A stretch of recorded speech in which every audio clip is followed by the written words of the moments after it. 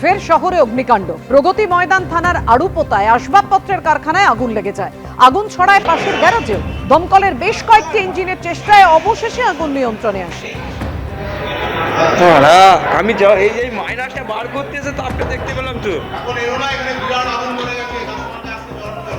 শিলিগুড়িতে মহাকাল মন্দিরের শিলান্যাস অনুষ্ঠানে মুখ্যমন্ত্রী মমতা বন্দ্যোপাধ্যায়।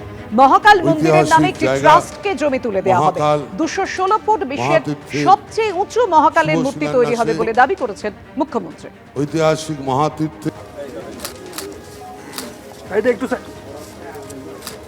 আমরা এই শিব মন্দিরের নাম দিয়েছি মহাকাল মহাতীর্থ। আগামী দিন এটা international tourism spot of destination হবে, যেমন জগন্নাথ ধাম হয়েছে।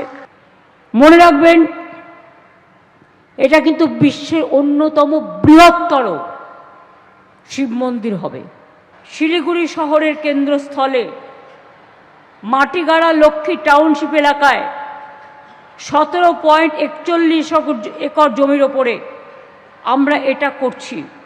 বিশ্বের উচ্চতম হায়েস্ট মহাকাল মূর্তিও আমরা তৈরি করছি। এই মূর্তিটির মোট উচ্চতা হবে 216 ফিট। 216 ফুট। উনি এখন হিন্দু ভোট পাওয়ার জন্য চারিদিকে নারকেল ফাটিয়ে বেড়াচ্ছেন, কিন্তু ট্রেন ছেড়ে গেছে। যে মুখ্যমন্ত্রী হিন্দু ধর্মকে গন্দা ধর্ম বলেন, যে মুখ্যমন্ত্রী মহাকুম্ভকে মৃত্যুকুম্ভ বলেন, যে মুখ্যমন্ত্রী রাম মন্দির নির্মাণের দিন পার্ক সার্কাসে মিছিল করেন, তাকে হিন্দুরা বিশ্বাস করে না। এই মুখ্যমন্ত্রী সিএ এর বিরোধিতা করেছিলেন, ক্যা ছি ছি বলেছিলেন। এই মুখ্যমন্ত্রী ভয় দেখিয়েছিলেন সিএ আবেদন করলে ভাতা, চাকরি, সব বেনিফিট বন্ধ হয়ে যাবে। বীরভূমের ইলামবাজারে বিএলওদের গণ ইস্তফা। বিডিওকে পদত্যাগপত্র জমা দিলেন 70 জন বিএলও। আর কাজ নয়, বিলি করবেন না শুনানির নোটিশও বিডিওকে জানিয়ে দিলেন পদত্যাগী বিএলওরা। এসআইআর এর পদ্ধতি অবৈজ্ঞানিক অভিযোগ করেছেন বিএলওরা।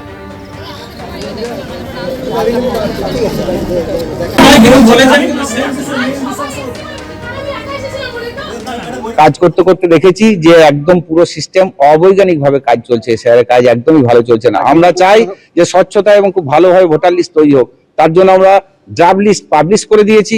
ডেট এবং স্থানান্তরিত ভোটার যে যা পার্টে যতগুলো বাদ দেওয়া যায়, যেগুলো আছে সেগুলো আমরা জেনুইন, সেগুলোকে আমরা ডেটগুলোকে বাদ দিয়েছি। ট্রান্সফার গুলোকে শিফটেড বাদ দিয়েছি। আমরা সুন্দরভাবে কাজটা করেছি ফিল্ডে ঘুরে ঘুরে।